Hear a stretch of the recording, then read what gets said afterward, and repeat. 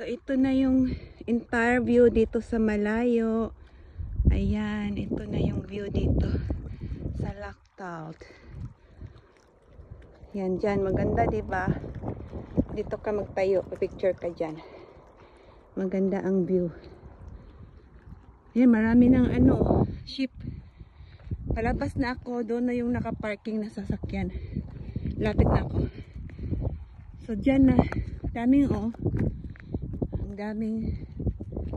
dami ng dito. Marami ng mga ship na madaanan. At dito ka lang sa gitna nila. Ayan.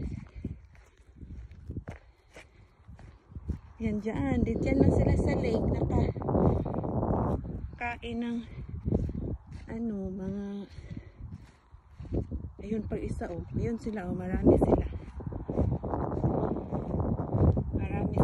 Tapos may picnic table. Hindi meron pang isa nasa ilalim ng picnic table. Ayan tatago. Hello. Oy, pang umalis.